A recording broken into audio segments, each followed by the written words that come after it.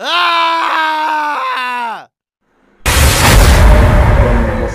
मु सुब्रत कुमार आपण मान को आउ एक भूत कहानी को स्वागत करुच्ची। आज जो कहानी मु कहवा जाऊँगी से कहानी हूँ 1950 मसीहार कहानी।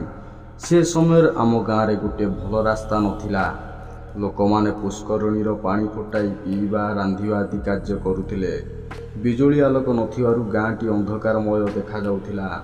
लोक माने बहुत जल्दी खाई पी सोई पड़ुथिले। से समय पिलामानक पाठपढ़ा प्रति गुरुत्व बहुत कम थिला। सेतबेलकु मो जेजू को 12 वर्ष होइथाए। से भारी दुष्ट थिले। गाँव रे सबुठ रूपवान बालक तथा चोर पुलिस खेल से बहुत माहिर थिले। से समय कबाड़ी बास्केट का चोर पुलिस आदि पुओ मानकर प्रधान खेल थिला। झील मानकर बहु डुडू पाकिली घुरचंडी आदि खेल अति प्रिय थिला। मो जेजंकर प्रिय खेल थिला चोर पुलिस। से चोर पुलिस खेल रे बहुत माहिर थिले। गाँव अंधकार दुनिया रे से थिले बादशाह। तांकु केही खोजी पाउनथिले। दिनकर कथा जेजे 1 2 3 4 करी 50 जाए गणु थांती। से समय पिलाने सब दौड़ा दौड़ी हुई लुचिबाकू चलीगले। तापरे गोटी गोटी करी चोर धरिले किंतु नरी को पाइले नहीं। से भाबिले नरी बोधे कुटागदा पछरे छकिची। तापरे से गाँ निकटरे थिबा धान खला को गले। देखिले जे गोटे धला वस्त्र पिंधि जणे किए लुचिची। मुह न देखाई चोर धरा पड़िबनी। तेणु करी से ता पाखु गले। जेमिति जेजे पाखु जाइछंती से धला धोती पिंधिथिबा लोकटी दौड़िबा आरंभ करदेला। जेजे भी छाड़िबा लोक नुहंती। से भी ता पछरे गुड़ाई गले। एमिति दौड़ा दौड़ी हुई से माने कुआडे चली गले। केही तार संधान पाइले नहीं।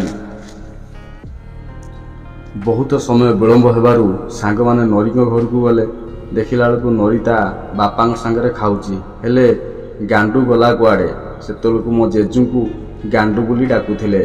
तापरे से माने मो जेजे बापा को पाखु गले। अनेक समय रे होई जाइथिबारु जेजे आउ फेरिले नहीं। संदेह करी गाँव 15-20 जन लोक लंठन ठेंगा धरी जेजेबापा खोजिया गले। प्राय से 2 घंटा 3 घंटा खोजाखोजी करिया परे मो जेजे को अचेत अवस्था गोटे गछ मूलू पाइथिले।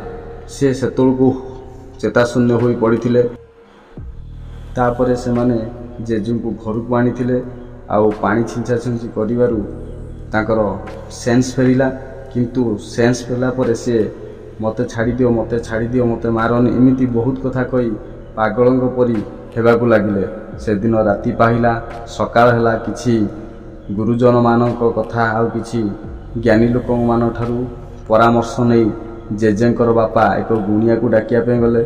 जेतले गोटे गुणिया आसिला सेतले से मंत्र पाठ करी जानिले जे काली जहा सब घटना घटिची ता अति भयंकर घटना थिला।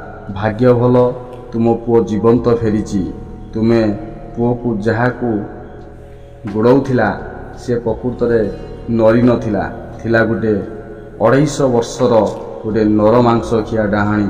केवल भगवानंकर पदक थिबारु से आज बंची जाइची। केवल शिव पदक ही ता जीवन बंचाई देइची। ता परठारु जेजे छानिया हुई संध्या हेला खिणी घरे रहंती। केबे पदा को बाहर नहीं। एमिति कि परिस्रा कले मध्य से पदा को जाती नहीं। सेति पई तांको बापा गोटे हांडी रखिथिले माटी हांडी। से माटी हांडी रे जेजापा परिस्रा करंती।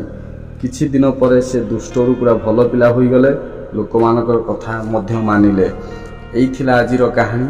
आशा करूची कहानी आपण मानको बहुत भल लागिथिबो। जदि भल लागिछि लाइक करिवे, शेयर करिवे, आम चैनल टी को सब्सक्राइब करिवे। एति कही आजिर कहानी शेष करूची। धन्यवाद।